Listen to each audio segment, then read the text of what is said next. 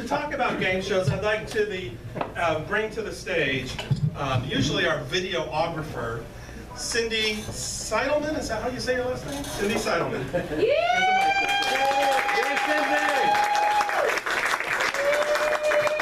Thank you.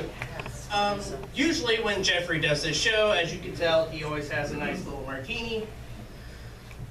I'm kind of the designated comedian tonight, so I'm only drinking water. So thank you for the pity claps.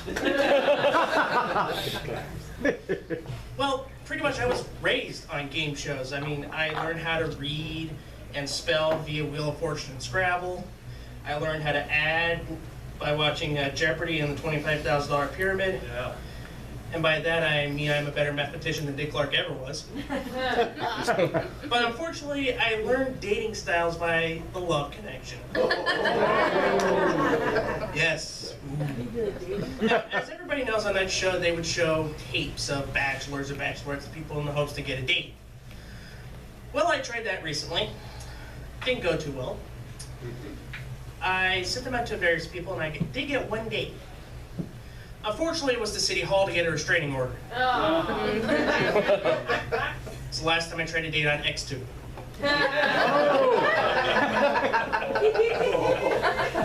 This is the kind of material I'll be working with, folks. But to be honest, game shows have always been a part of my life and probably part of all of your lives, because who hasn't stayed at home sick and watched The Price is Right? I mean, over the course of the years, as you can tell, the quality of contestants kind of dipped a little bit. I mean, it used to be everybody would always win something, and then now they're just kind of like desperate to give away macaroni and cheese or stuff like that. But the thing that irritates me most about Price is Right nowadays is that everything has to be so special nowadays. I mean, whenever did Bob Barker ever, and that reign of the show, try to do something, you know, elaborate, like a arch rivals week, a college arch rivals weekend? They never did it because it didn't work. They do it nowadays because they figure, let's throw shit on the wall and see what sticks. Kind of wish somebody would throw that shit back at Mike Richards, the new producer of the show, because that shit stunk. Note to self, don't do that many game show jokes.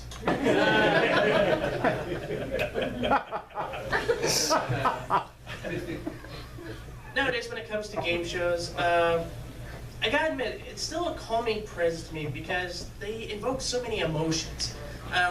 Who doesn't get excited for joy when somebody actually lands on $5,000 Wheel of Fortune and wins about, I don't know, $50,000 in cash? But then again, thankfully for people who are of lower intelligence, they go on game shows and I think, hey, I'm not that stupid. Like, for example, there was a show called Pressure Mark. They revived it in 2002. And one of the questions asked was, what vehicles were used to compete in the Tour de France? Now, what's the correct answer? Thank you. This guy? SUVs.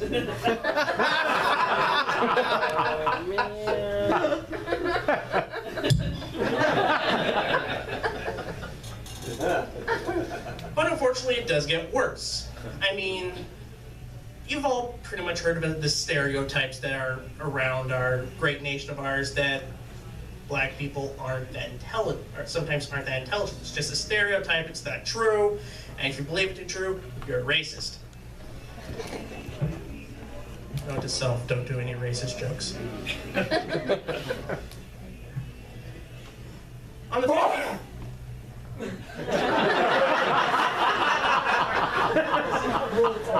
You know how well this is going when a cough is getting a bigger laugh than anything else. But anyways, on Family Feud, this was during the Richard Karn era, this one family was asked, name a city that you'd like to visit that starts with the letter E. You know, you have Egypt, England, Ethiopia, I don't know why. This family goes, Europe. And Richard Karn in his deadpan voice was like, sure, that great country of Europe. Okay. I better get on my phone and see if we can revive Home Improvement.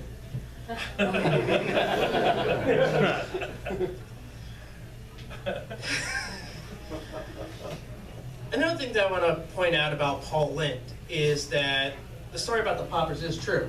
But the claim is that he died before sex, during sex, or after sex. That's pretty much everyone. Yeah. And with the poppers, the person who blew him at the end pretty much blew his brains out. Now you know why I'm behind the camera all the time. Sometimes it takes a person this bad to highlight the group that we have here tonight. I mean, let's face it, if anybody can make a bad Paul Lynde impersonator look good, it's me.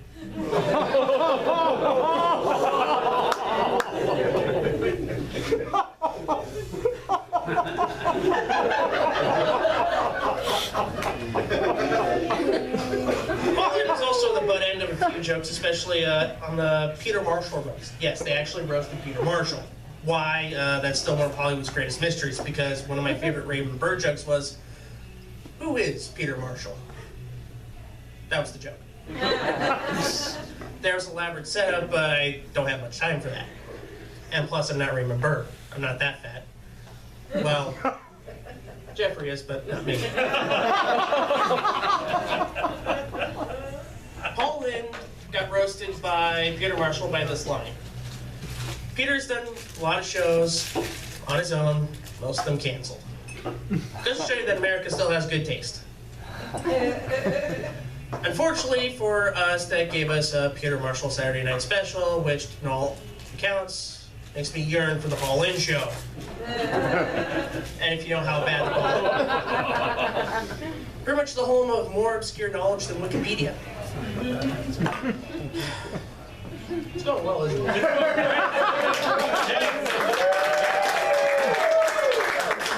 Virtually honest, this is how I describe my act.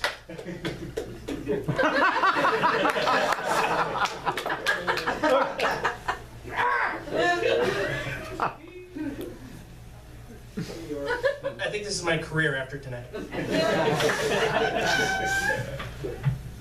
all I got. That's all.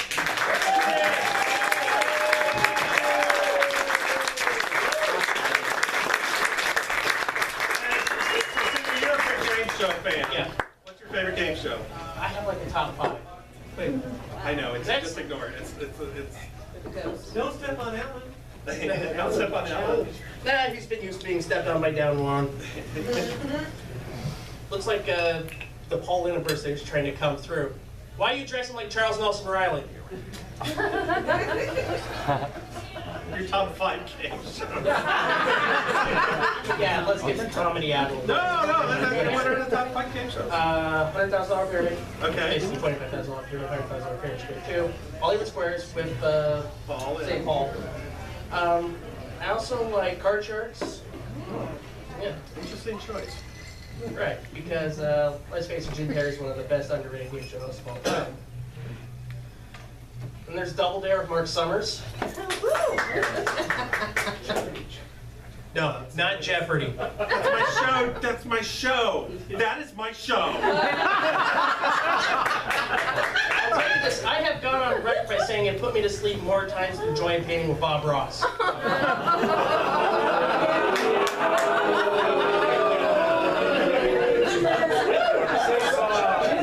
Cocktail, Jeffrey. And what is your favorite game show? My favorite game show of all time? Well, according to this act, You Bet Your Life. Oh. I'm trying to escape now. You Bet Your Life with Groucho Marx. Yeah. Say the secret word. I